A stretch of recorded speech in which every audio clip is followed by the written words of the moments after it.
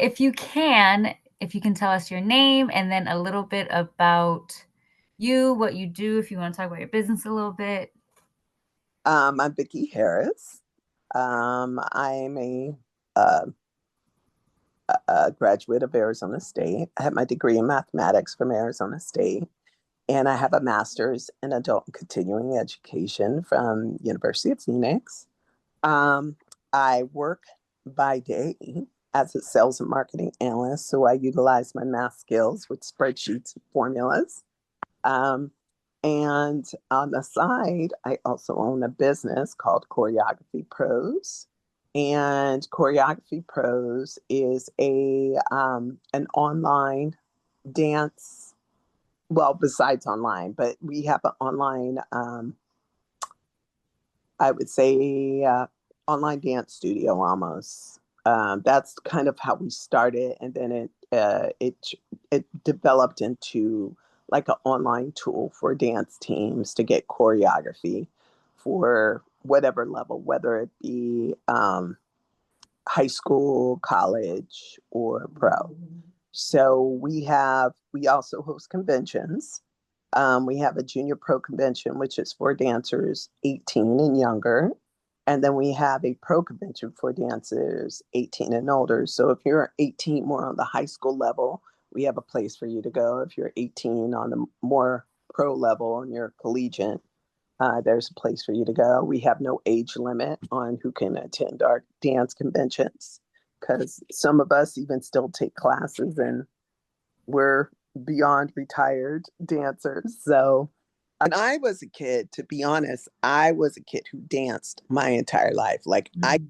on Soul Train and I was a military brat. So I lived in different cultural areas. As far as the South, the Black culture in the South is very different from the, the Black culture in Colorado. You know what Mhm. I'm saying? Mhm. So, or in New York. So if I went to go visit my cousins in New York, they were from Queens, right? I was a little kid and they knew Eric B and Rakim and Kid and Play and those guys. They knew them. Like my Yeah. cousin had a shop with Play, like a barbershop store. So I knew hip hop. Like when I went to New York, it was different when I went to go visit my family, like my uncles and my cousins.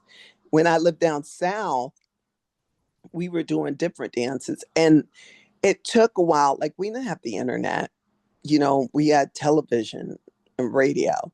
And radio was different. Like you Mm. could hear, and what we called it was black music. So, where I grew up, I have to just Mhm. say from my experience. So when I went to New York, you know, you could hear hip hop and R&B on the main radio, FM, right? FM, it was AM and FM. AM was like, shh, a lot of that. Like it was hard to hear everything. Yeah. That's where you had the news radio and everything, but that's where they put the black stations. It's so, when I went to New York, you can hear hip hop, R&B all over the place. But when I lived in Colorado, the black stations were on the AM. Mm. So, in Louisiana, like it was just different from where I lived because I went from uh I was born in West Virginia, moved to like New Jersey, lived in Hawaii, lived then to Shreveport, and then my dad retired in Colorado. So all this time, my dancing is influenced by where I lived. My first style of dance I ever learned was Hawaiian, besides Mm. cultural, like, you know, um, watching Soul Train, learning how to, from my siblings, doing the robot, because we were watching Michael Jackson. I copied Michael Jackson. I do the robot. I was copying the lockers, on Soul Train. I was like 4 or 5 years old, but that's like I was into it. So much so, I remember my siblings were in high school and they were like, "We want to bring Vicky to show and tell." I'm like, when I think about that, I was like, "How are you guys thinking that you're going to take your little?" But they were just, they couldn't believe how much I was absorbing that. That's what I did. Like, I love dance that much. I just imitated Michael Jackson.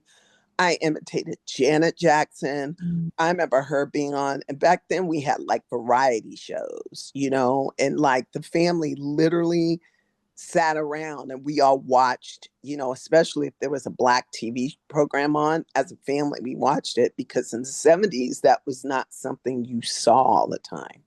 Like the things you guys see now, like Yeah. it's funny because I remember as a kid, it just wasn't typical. Like it was very black, music, black stations, black TV shows. It was very distinctive and not, Hmm.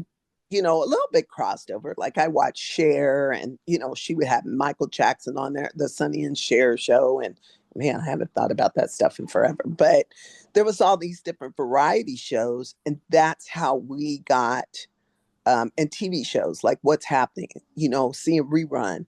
And I remember being in my 20s and meeting him for the first time. It was shortly before he passed. I was dancing at some event and he was there. And I just was like, like I grew up like imitating you, like, copying you and wanting to be like you, when I was a little girl. And so a lot of those styles I learned, a lot of the funk styles, like, locking and just, grooving and a lot of dances like, there was the hook and swing, there was, I'm trying to think of all the dances. There was the hustle. There was all these different dances that came out that we spoke in those kind of terms, like, do you know this? Do you know how to do the robot? Do you know how to do this? Do you know how to do that? And those were the kind of things that, uh, influenced me. Now, as far as formal dance, my first formal training was Hawaiian and Hawaiian dance and Tahitian. My mom put me in hula dancing. I think I was 5. And Mm. then that's when my teacher was Hawaiian. Like I was in a class with, there was a couple kids who weren't Hawaiian, including myself, but our teacher was Hawaiian. Most of the people we danced with were Hawaiian. So she taught us what the dance, what our hands meant, the movement, the songs we sang, what they meant. I mean, we were getting cultural education from in Hawaii from my Hawaiian teacher and learn the style. So even when we had, like, I danced on TV, I danced, at the airport when we welcome people to come, to the island. So we did, that was like my first experience of being a, almost like a professional dancer but without the pay.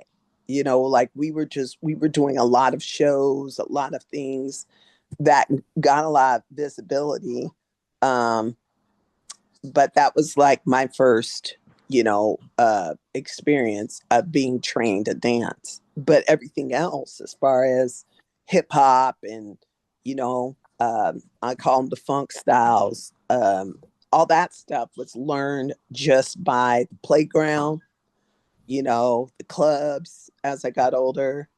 Um, that's how we learned different things because we didn't have, the internet didn't come. At least I didn't get access to the internet till like I think the 90s, early 90s. I can't remember when the hip hop when the internet came out. I know my dad was on it. My dad's the one who introduced me to this. My dad was he was an aircraft mechanic military guy and he was always into technology and Mm. he always wanted us up on the latest. Like I have, I think I have one on my Instagram page. Like I have videos of me hula dancing back in the early 70s because my dad had it didn't have the sound, but it had the The video. reel.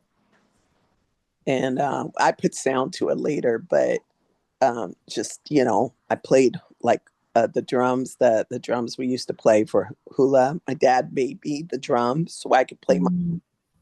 beats and practice at home and stuff like that. So, yeah, I mean, luckily with my dad, my mom, and the experiences, they really they knew how much I loved dance, and they just gave me every opportunity to, with him being a GI, in the Air Force, enlisted guy. He didn't have a bunch of money and had 4 kids, but he gave us experience, and always him and my mom always encouraged my dancing. My mom actually made my and a lot of other dancers costumes when we Mm. danced in Hawaii. We danced in silk dresses and silk, and also the grass skirts and all that kind of stuff. But my mom made a lot of our silk dresses and stuff from, she just sew them at home. So my the way Choreography Pros started was I danced in 1997 for the Phoenix Mercury till 2003. 1997 was the inaugural season of the Hip Hop Squad. And Actually, it's funny because I had a group called Perfect Selection. And so back then, there wasn't really any hip hop, quote unquote, hip hop teams.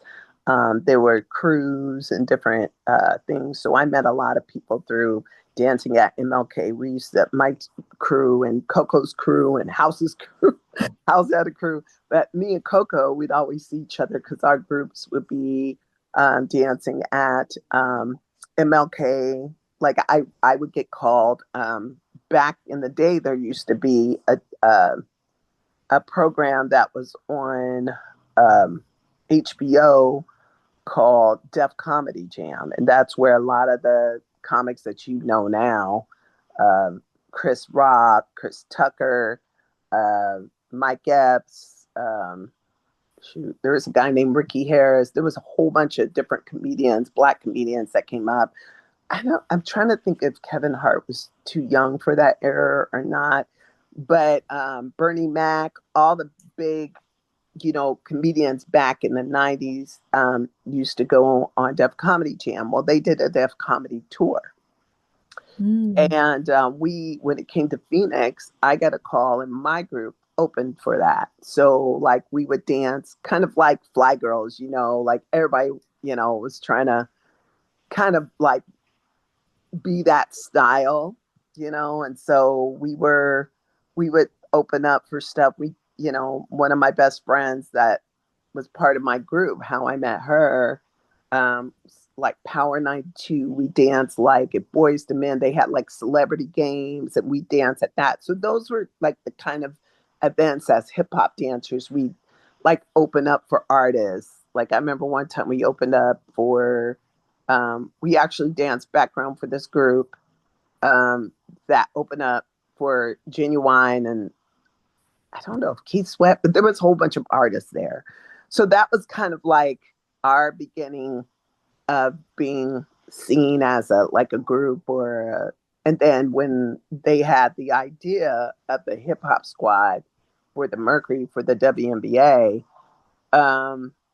then I brought my entire group and my entire group made it. So because it was hard really for them, you know, they weren't that familiar with hip hop Mm. like Felisa and the people who developed the group. So it wasn't like they were in touch with a lot of dancers. They were going around to different events like MLK. They were going to a friend of mine, she was teaching hip hop at the gym and we'd all used to go to her class and sometimes I'd sub for her. And so they were going to places like that, recruiting us to come and audition. So that was 1997.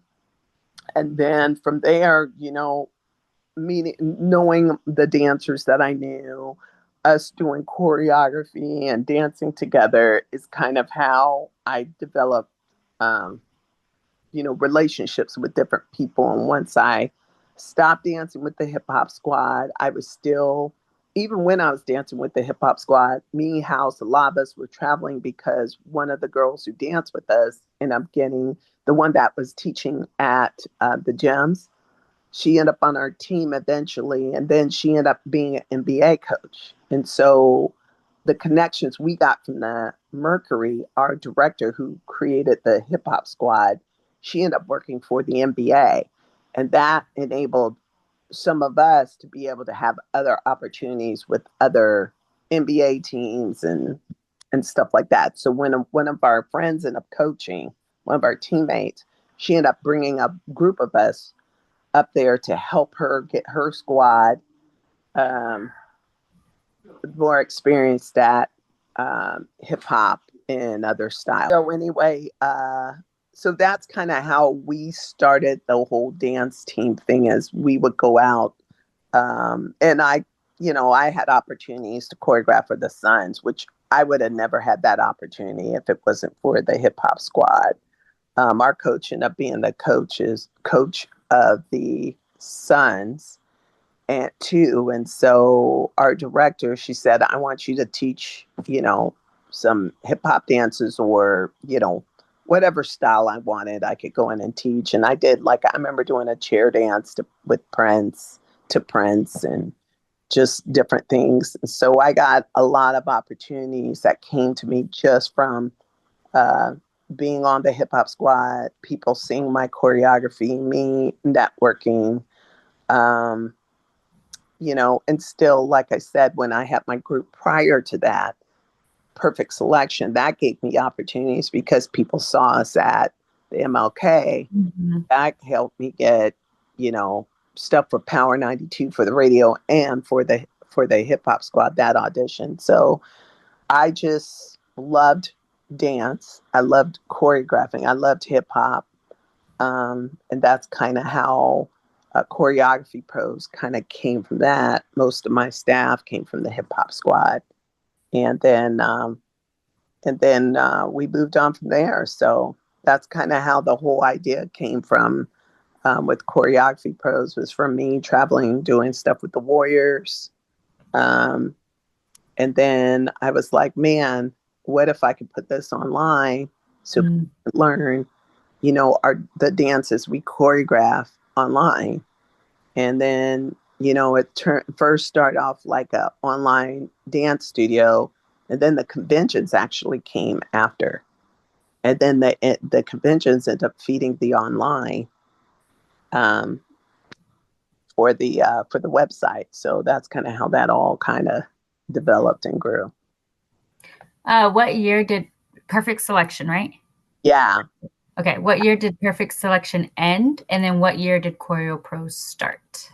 So Perfect Selection was a group I started. I'm thinking it was 95 because I danced in the Super Bowl 30 in 1995.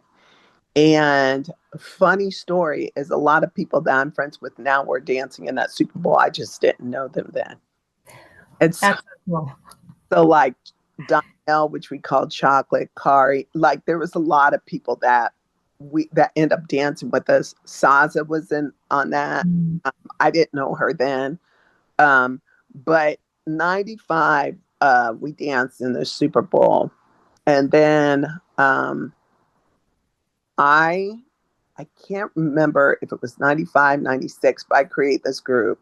I did an audition and everything. I went to actually the Cardinals audition, and I knew that there would be a lot of good dancers that would be cut, to be honest.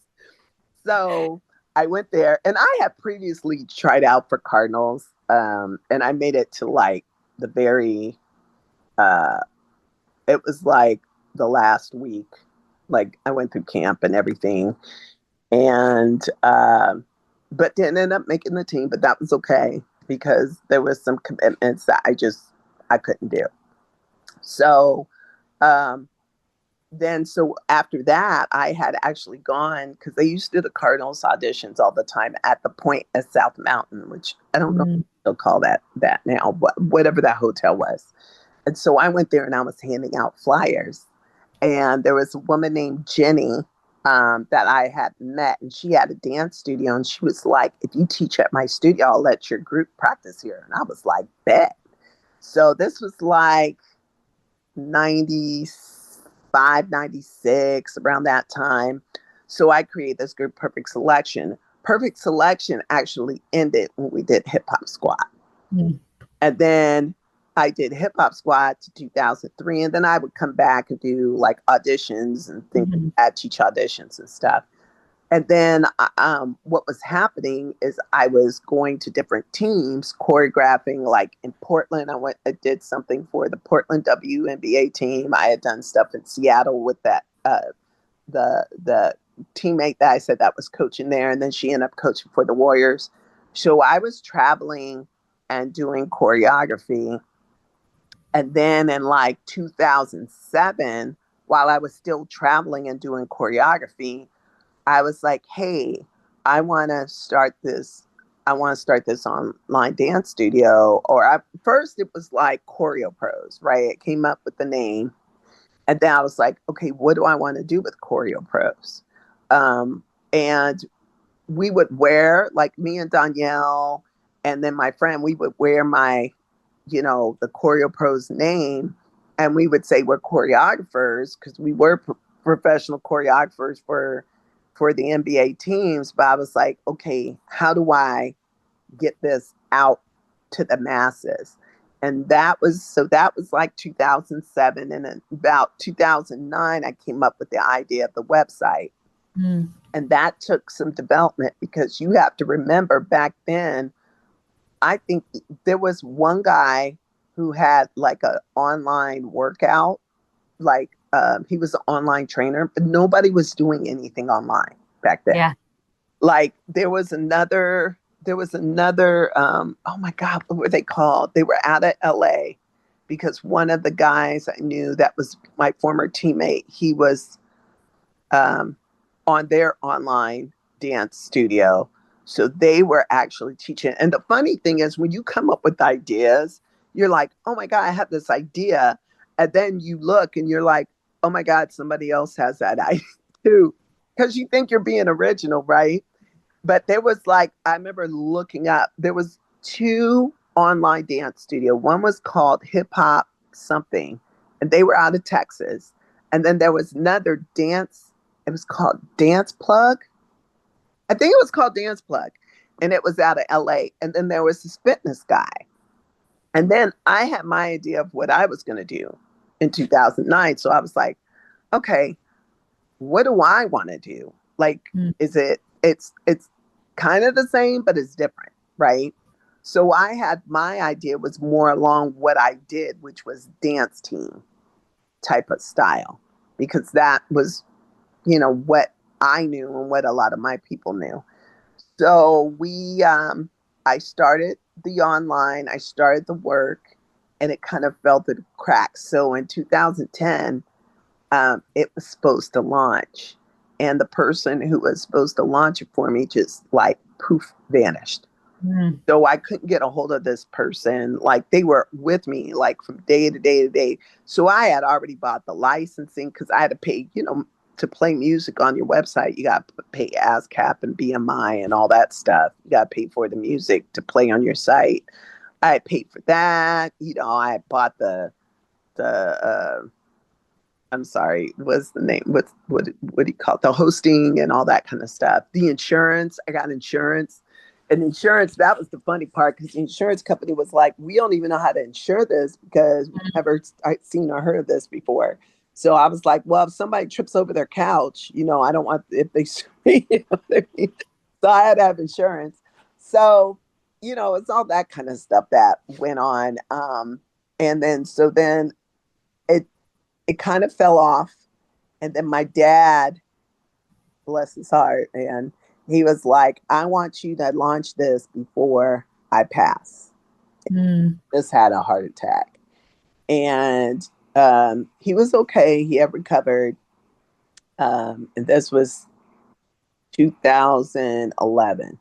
And I was like, that's okay, Dad. Like, it's not, it is what it is. It'll launch when it does. He's like, no. So he talked to my brother Tim, talked to a friend of his who built websites. And because I had already done all the work, he had that thing up in like 2 months.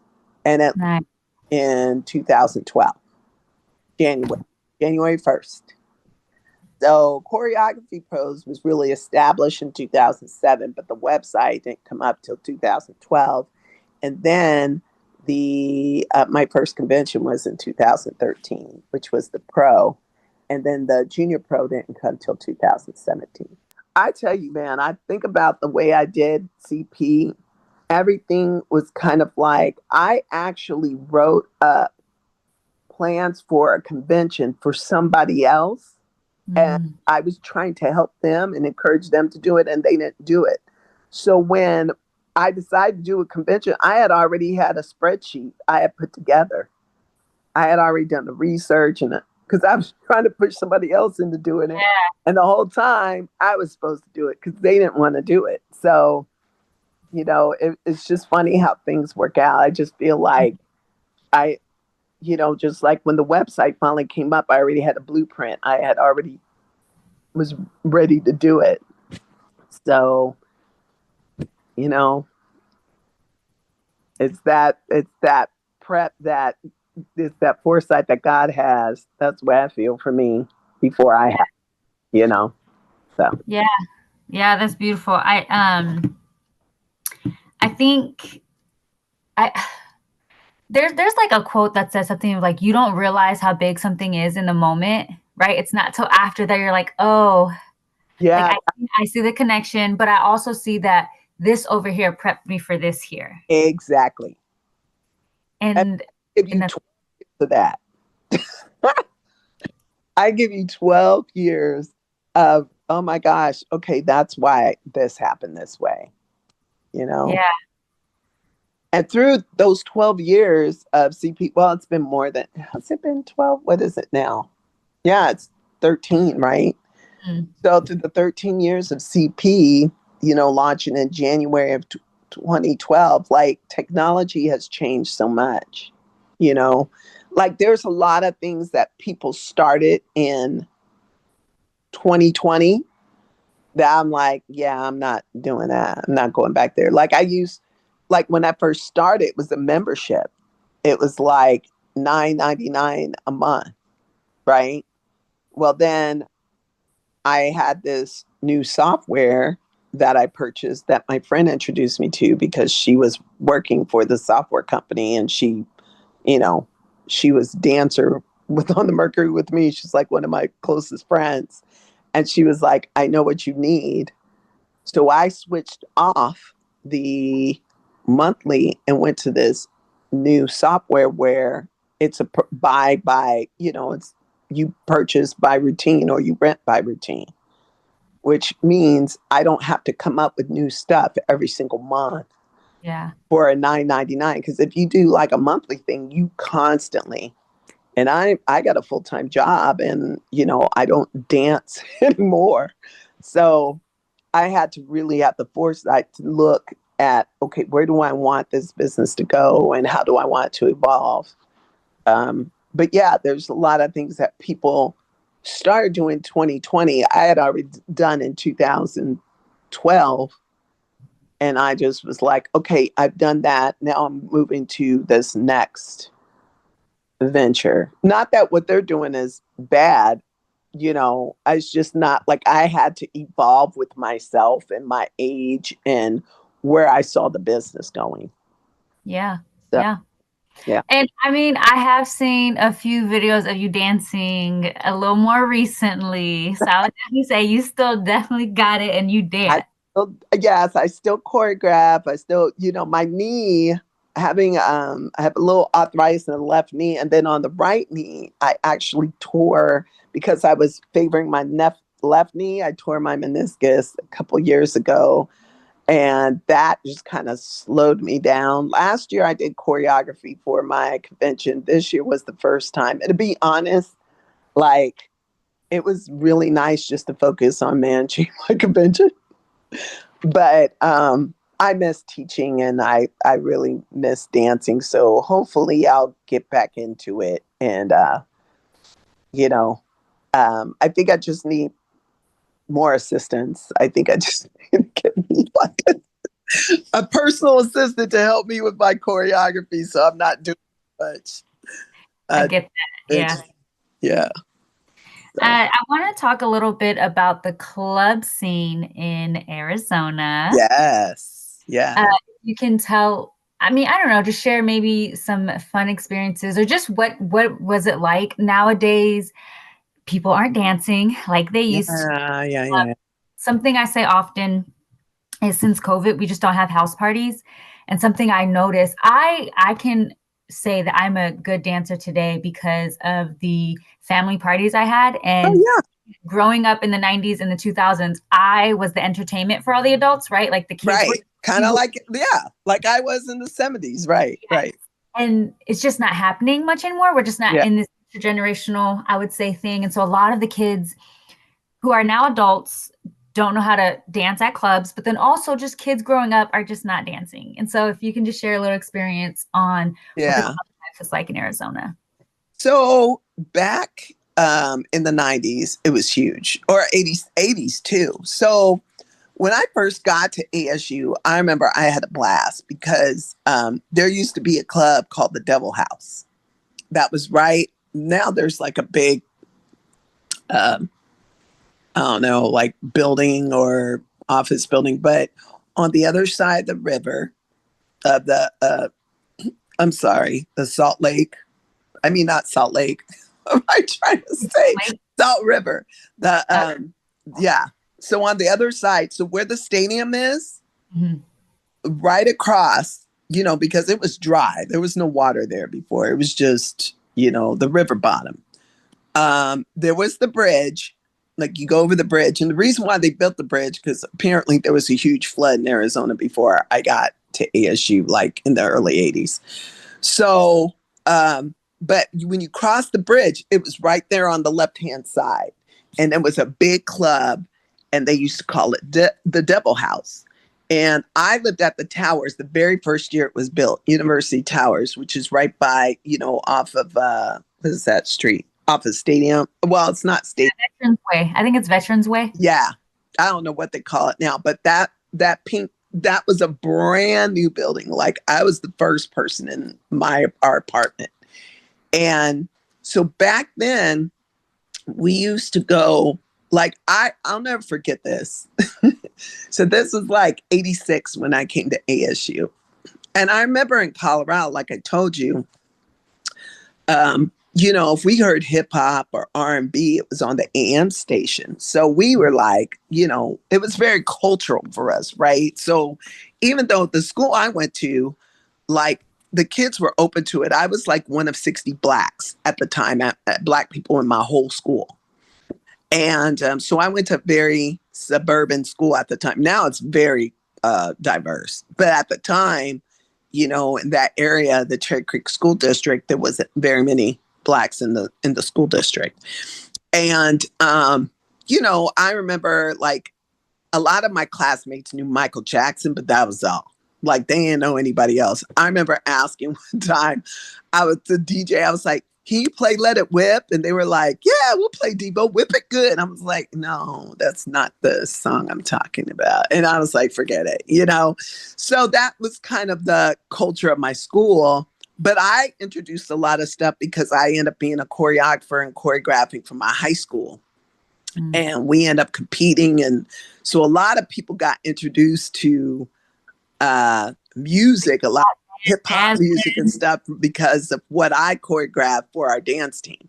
nice. Fast forward, when I went to Arizona, I kind of expected ASU, I kind of expected the same thing. So then, like, I remember being in our apartment in the Towers and somebody was driving down, I don't know if it was Forest Drive or whatever that street is right there. And I hear bing, bop, bop. I was like, oh, shoot, somebody's playing some hip hop. And I remember going to the balcony and I'm seeing this, white guy driving down the street playing. And it was shocking to me because culturally, I just did not see that in Colorado at that time. And so it was really funny because the Devil House was like, it was literally walking distance, but I had a car. We drive to the Devil House and we went to after hours, which was like 18 and older. So all the 21-year-olds would be there, and at like 1 o'clock, they'd have to leave, right? Because they stopped serving. And then we could come in. So there'd be a long line of all of us that are like, 18, like You know, you had to be 18, I think, to go. And then we'd all go into the club. And man, Devil House was huge. So it was just like this gigantic like wood platform dance floor. And then they had like these platforms that were on the four corners with four poles on the side. So imagine this huge club cement floor, like people are just walking all around, and it was I mean, when I say it was huge, it was huge. Then outside they had a bar in an area, but you know, when we were there at 18, we weren't drinking. We were drinking Cokes, right? And Right. then Coke and pop or whatever. And then they on the floor, we were just dancing all night. And then they would have like big screens that would play the music videos. So like MTV's, you know, because everything was back then. There were videos because there was BET, which Arizona didn't have yet because Arizona didn't want to have BET at that time, or MLK Holiday, but that's a whole nother story. But they would play videos of like Cameo, Word Up. So when we be dancing, you could see the videos. I mean, it was hype, like all the time. The dance floor was always packed. People were on the level things, and it was so funny because I ended up being friends with this Mormon guy named Billy, and he could dance his tail off. Like we would meet at the clubs all the time, and we would be dancing and doing the latest. He was like, "What's the latest?" And if I went to Colorado, if I went to Louisiana or I went to New York, I would always pick up what the latest dance was, and it would take a year for it to get to Phoenix. Like that's the way it was back then, because things were like very regional and hot regionally, and then it would take a long time for it to travel. You know, if it was in LA, it might not take as long, but if it's from down south or New York, it would take forever. And I would know a dance, and I'd be the only one doing the dance, right? And then like a year later, everybody be like, "Hey, you know, this dance, you know, whatever the dance is." And I'm like, yeah, I learned that like a year ago, you know? And so that's kind of the way that dance and club scene was. And then when I got 21, it was still, you know, jumping. Like we go to clubs around ASU. There was Devil House, which was it was like very Power 92, like, you know, all the like latest pop and hip hop songs. But when you went to the Jockey Club, when I was 21, that's where they've been waiting to exhale. That was the like quote unquote black club. I mean, anybody could go to it. There was a lot of different races, but it was majority black. And that's where you heard, you know, that's where they play the slow songs at the end of the night. Like there was always that, you know, you always had the slow song at the end of the night. So if you met somebody that night, you know, you'd be slow dancing with them. I remember at the Jockey Club, they had actual dance contests. And me and my girls did Janet Jackson, You Want This? And like they had like a talent show. And so that was fun. There was also another club that was called Zazu's. And one of my friends, Cheney, that's how I met him. He actually is a producer. Like he goes on tour with Mary J. and Chris Brown, Rihanna, all that time. Like back then when they were doing it, he still's doing that. Like he's with Erica Badu. He's been with like everybody you can imagine. My friend's a sound engineer for it. Like all the latest, all the greatest, he's been there.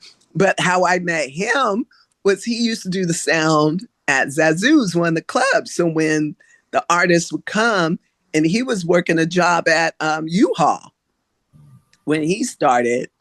And then, so, you know, I would see Coco at the clubs. We'd all be showing out at the clubs. Like, you know, everybody was on the dance floor. That was the scene. Like, but then, you know, now Zazu's is gone. It's a apartment complex. Where Jockey Club is where Chipotle is on Central. So there was clubs around ASU. There's one called Utopia, which is right by, where that is it called Moxie? Whatever Oh, the yeah, yeah. hotel. So there used to be a club that was right around the corner from like right by there. So there are Mhm. hotels here, but then right behind it, there was a club that was called it. It was like three different names, but that was another club that everybody went to.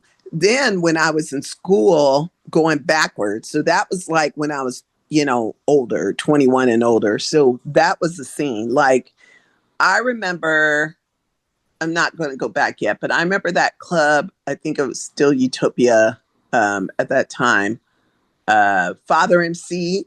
So they would actually have artists come and they perform on the stage and we'd all be dancing. Like it was a two-story club.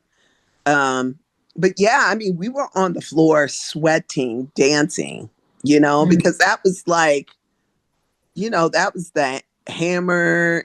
That was like big, heavy D, the big dancing, like, Running Man and all the other kind of stuff that everybody was doing.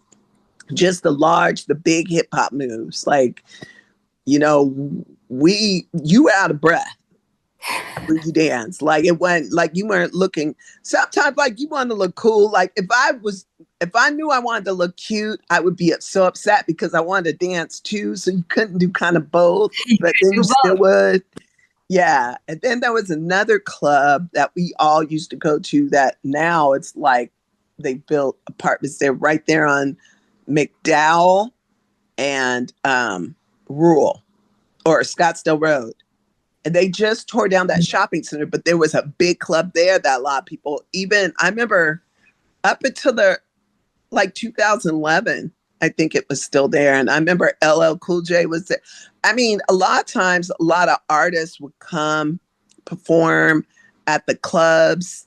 But you were dancing, like people were dancing, and people were dancing on the. People got paid to go, to dance on that.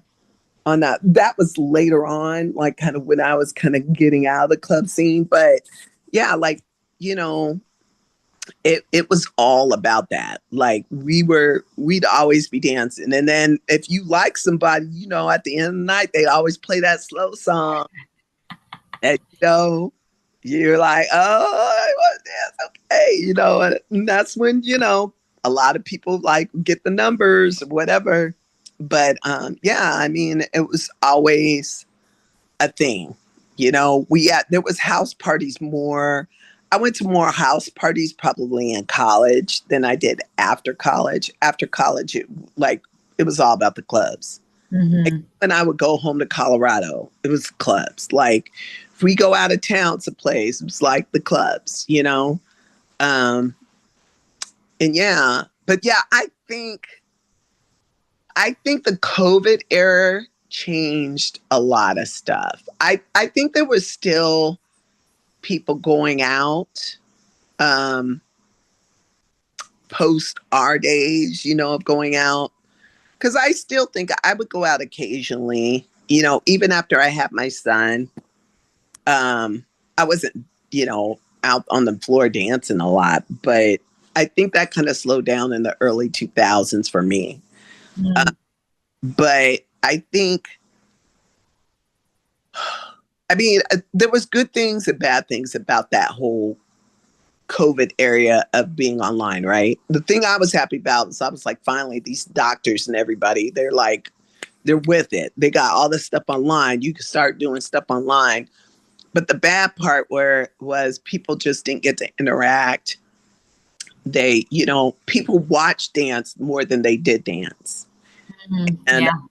And, now that I think about it, because I remember, like I said, when I was in college, the first few years, and we used to go to uh, the Double House, which eventually got called Club Rio. I don't know if you ever heard of Club Rio, but Club Rio was the Devil House. It was Devil House, then turned to Club Rio. Um, but I remember, like I said, when I was dancing with that kid all the time, me and my friends would meet him and his friends out too. I mean, there was a lot of other people. Like we met a lot of people there. But I remember like he was like, "Hey Vicky, my friends wanna," and this was like 87. My friends want to learn to dance. My guy friends, and they'll pay you to teach them. And I was like, heck yeah. I was like, I'll teach them like just the touch step. They don't have to do nothing crazy on the dance floor, because the girl will do whatever she wants and he can look cool. So like back then it was like, even we would tell the guys, that couldn't dance, you don't have to dance. Like you just do a, cool, step tap and you'll be straight. So I think there's thinking about that and thinking about today, there's probably more intimidation because dance has been so visible through TikTok, through just everything. Like, I just think with all the social media and the internet, maybe people are more intimidated by dancing. Maybe that's it. I don't know what it is. And then the social aspect, like my son, he's 23, right? He had a homecoming dance that he went to probably, I think the last time he went to a homecoming was his junior year, because his senior year, unfortunately, he wanted to go to prom, but COVID hit. Mm-hmm. So it might have been his sophomore year, but they were dancing. Like, I remember seeing his video, and it was so fun for me to see all the guys and girls. Everybody was on the floor, woo, just jumping up and down, dancing and having a great time. So I was like, cool, they're still dancing in high school, But it just seemed like it was right before COVID, because he was in high school during that COVID, like his junior and senior years when that hit. Mm. I also think there's a lot to do with people being afraid they're going to get filmed. We film everything nowadays. Oh, yeah. Everything is filmed and there's like no privacy anymore. So sometimes I think some people are a little worried and concerned of like, if I do something and if I look foolish, is this going to end up on the internet? So yeah. Yeah, I just saw a story on IG and I felt so bad for them, because I was like, this is not good. But the kids were like, yeah, we don't really need the dance. And like they literally canceled their dance because they were like, well, we're not going to dance there anyway. And I was like, you don't have to, like, at least stand on the wall. Like, there was even times, throughout history, like even in the 50s and 60s, I think there was times where, it wasn't cool for guys to dance, but they went there to meet the girls, or whatever. And the girls would be all dancing together, or what have you. But it's just, like you said, I mean, it could be the fear of being filmed. It could be the feeling like, I'm not a good dancer. I don't have any rhythm. I don't dance well. What are the expectations? What are people's expectations of me on the dance floor? So, but then when I look at it the way I look at it from my days of dancing, I also see there's more guys who are comfortable dancing, like on film and on, you're seeing more guys audition for teams, but yeah, I mean, it's it's kind of all over the place. I feel bad. Hopefully, I'm hoping people get back to it. I really do. It may just be a phase. We're coming out of that whole online era. I think there's going to be a time where people get bored of being online all the time. I really think it's going to happen. I think there's going to be a time where it gets exhausting for people just to be online. I get that, because I mean, it's exhausting now. Exactly. I get it. I mean, there's times where I just, like, before I got on here with you, I was watching TV, like I was watching a movie. I'm like, I just want to enjoy something. I want to be off the computer because I work on the computer all week, So, My last question for you. Mm-hmm. Where do you see hip hop in Arizona going, specifically with the teen scene? So I have a friend and I gotta remember the name of her company. It's called 43rd. Oh my gosh, I feel bad. But anyway, it's called 43rd and something. But her name is Ebony.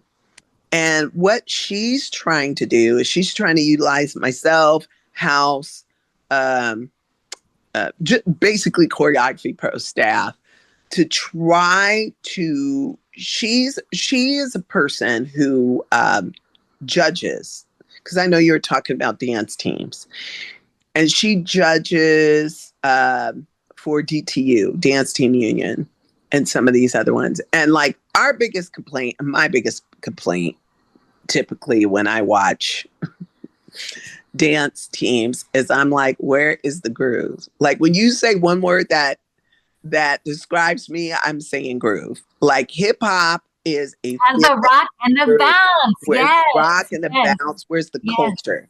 Like what? Like don't just do, because what ends up happening is people are labeled, or they think they're hip hop dancers when they're not really learning the essence of the dance, which Yes. is the groove and the bounce.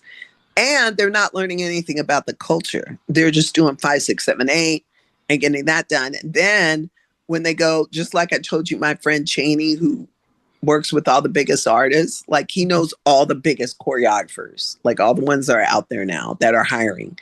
And he told me this a few years back. He was like, when these dancers come to these auditions, they think they can, hang, and they're having a hard time hanging because when you're taking from certain choreographers, just particular choreographers that you like, you're learning choreography, but you're not learning how to dance.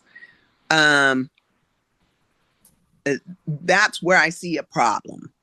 And then if you're in that, that's how you're learning how to dance, then that's how you're learning how to choreograph. Then you're taking all that groove and bounce and everything out of your choreography. So it's like this cycle of this stiffness and roboticness without any groove and any culture of what, I mean, any piece of what the culture of hip hop is.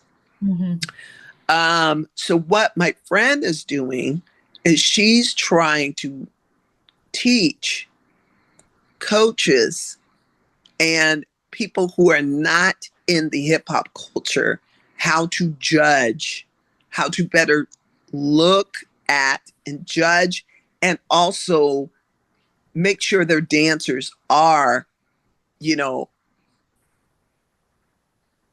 getting the essence of the style. I remember a few years back, I'll never forget this, it was a few decades ago. And you got to understand, when I was doing hip hop, and I remember coming out and saying, hey, I could teach a class, a hip hop class. Like people literally turned their nose down at me, and in the 90s, or turned their nose up at me in the 90s. Like almost like, that's street, that's, whatever, that's not real dance, And now the studios can't survive without it. But back then they thought, I was low class, or I didn't, know anything about dance or whatever. And as hip hop got more popular, as far as crossover, okay, and I think this was after I'd done the Mercury and everything, I remember judging an Arizona competition. It was like a state competition or something. I'll never forget this. And there's a team from like Tucson area, and they were killing it. Like they had done hip hop, and it was probably somebody I knew had done their choreography. Like somebody had danced with us sometime, because I knew just about everybody in the hip hop back then. And like this team, I was like, oh shoot, they must have worked with somebody for real, because they had put some six step in there. They were doing some, they were just grooving, and then they were doing some floor work, and just, they were killing it. Right. And I was like, wow, they're really good. Then this other group that we had judged earlier on jazz did a routine. They were super clean, but they were doing, to me, a jazz routine to hip hop. Mm. So here I am, the only person of color on this panel of like five women. And they're like, oh, yeah, that team wins. I'm like, they didn't do hip hop. And they're like, well, yeah, they did. I was like, no, the movement wasn't hip hop. The song was hip hop. And the song was even questionable, to be honest. But I was like, the movement wasn't hip hop. This team did hip hop. Well, they weren't as clean as them. I said, it doesn't matter. You're judging hip hop. You're not judging who's the cleanest. You're judging who did the best at that style and is clean. Like you're looking at all these things. These are all points on the judge sheet. If somebody does ballet clean to hip hop music, they're still not doing hip hop. They shouldn't be in the hip hop division. So I remember just, having this discussion, which probably, it wasn't uncomfortable to me because I have discussions with people all the time. Probably made them uncomfortable. Needless to say, I wasn't back there for a few years. But, that's kind of what my friend is working. And I think coaches and people are open to it because they don't want to be, and she's been received well. And actually, she's going to bring, I suggested House and Melissa Brett. And I told her myself I would do it. But so we can kind of talk to it, have us on a panel so we can explain to them the things that they need to be looking for. I think the competition's by far way better than what they used to as far as style. But I still think even when you have people who are professionals out of LA or, that have done commercial work, I still think some of them can miss that essence of the culture and the style because they're learning hip hop in the studio. They're not learning it within the culture like we were in the culture. Yeah. So I don't think it's going bad at all. I think with one thing I really like is the Red Bull dancer style because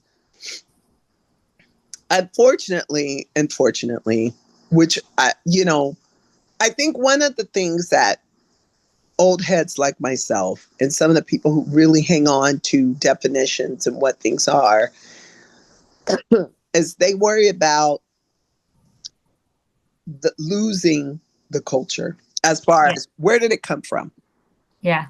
I would agree with that though. I am one of those, they call themselves hip hop purists. I'm on that side of things as well. Excuse. Oh. I'm sorry, I'm choking. It's okay. I gotta get some water. But I think, and that part is because there's a lot of things throughout our culture that has been changed as far as people knowing where the origins of things have come from. So I think with the Red Bull dancer style, I'm seeing a lot of young people, even though I'm seeing people across different countries and things like that. I think there's still those young people who know where everything came from. Mm. And they know it comes from the US and they know it comes from Black culture. I think a lot of people know that, but hip hop is something that is creative. It is ever changing. It's ever flowing. The creativity, like I see people do stuff that I would have never thought about doing in 1980. You know what I mean?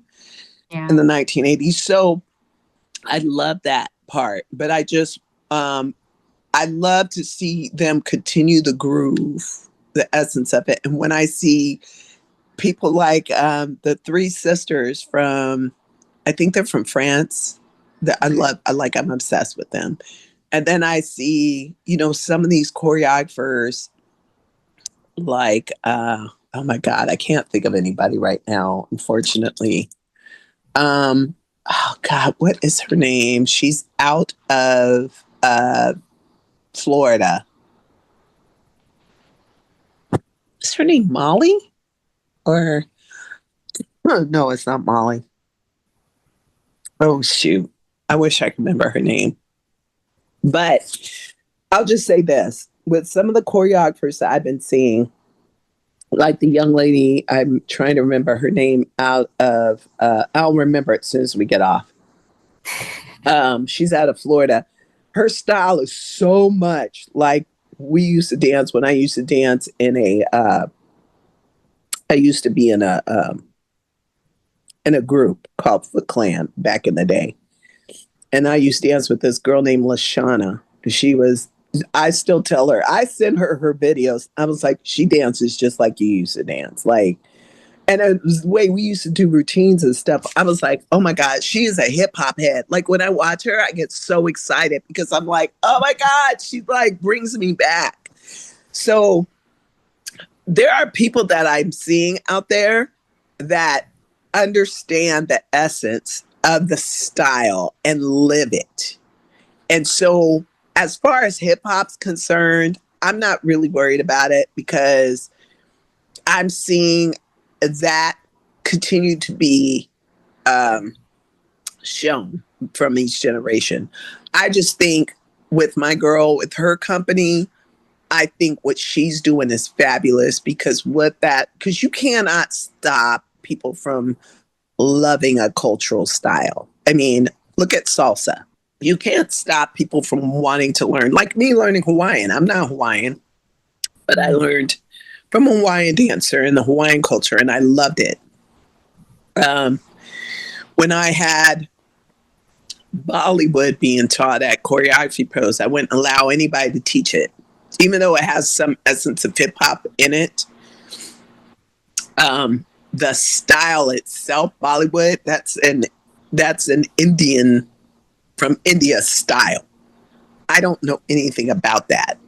You know what I mean? So I culturally would feel like an imposter if I would try to teach that. So I have a person that she lives, you know, in the style of Indian dance, all the different styles of Indian dance, including Bollywood. And so she knows all the different styles because she teaches it. So that's why I had her come in and teach it. Like, I don't feel like I should go in and teach a style of any dance, especially a cultural dance that is not part of my culture or I'm not engulfed in that culture. Just like I wouldn't teach ballet because I know nothing about ballet.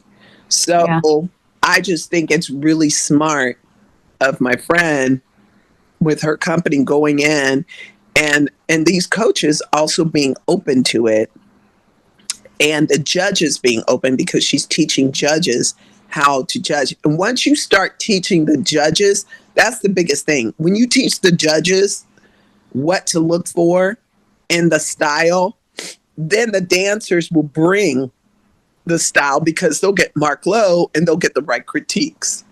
Yeah. You know, they'll get, they'll get told, what they need to improve on in order to better do the style. Just like, they have Palm. I've judged Palm before. I'm not, a person who is always doing Palm. That's not my thing. I'm a hip hop. Like, I'm a hip hop head through and through. But I've been asked to judge different things, but I tell people I don't want to judge something that I'm not familiar with, So if I'm going to judge something, I'm going to study what I need to know about it. Yeah. I've actually choreographed a competitive Palm routine for a team years ago. And so that's what kind of got me into Palm and understanding Palm. But prior to that, that wasn't my thing. Now, would I do it today? No. No. Not competitive Palm. But like, I still teach Palm. I taught Palm a couple of years ago in my convention. But as far as competitive Palm, what they look for at UDA is very different than what I would teach as a palm routine. Mhm. So I just think it's really important with competitive dance that if you're bringing hip hop into your competition, that they need to understand what to look for, Mm. and how to judge that category. So they're just not judging, you know, somebody who, because sometimes they think it's creative. Oh, I did, like, they do these jazz moves to hip hop music, but I'm like, okay, but that's just because you did to hip hop music, it's not hip hop. Yeah. There, that's a dance style, just like jazz is a dance style. So, I think with the work that my friend's doing, it's going to help in the future. She did also get training through Hip Hop International, and I know that they do their own training, which I think is great because you have to continue to give people the education and the background, even though we didn't talk like that back in the day. But I think, like I said, as the culture starts broadening across different cultures, you have to have that foundation to give people. Yeah. Yeah.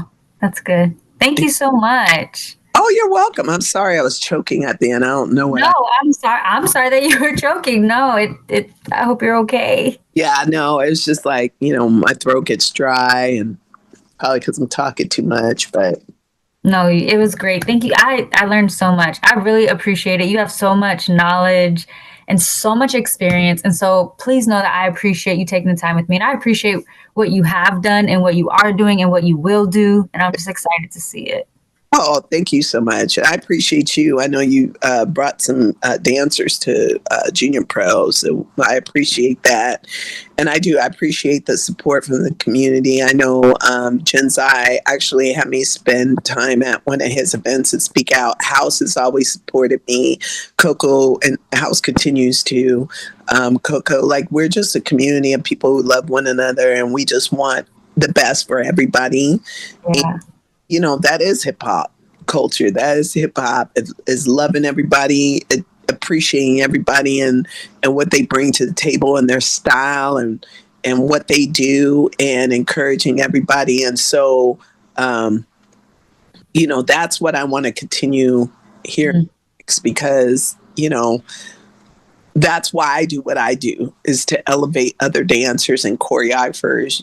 When I literally get almost teary-eyed when I see one of my pros who have never had a routine done by an NBA team or a pro team or a B scene. When their stuff is seen for the first time I know that feeling. And Yeah.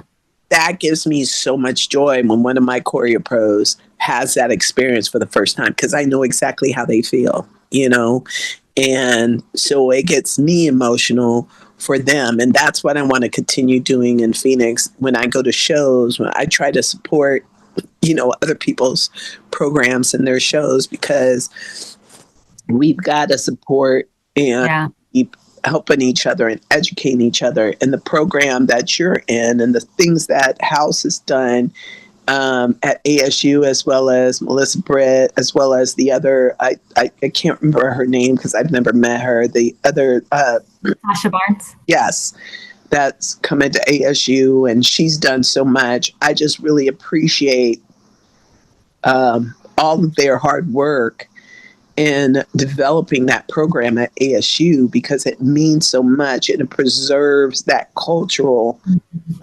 education.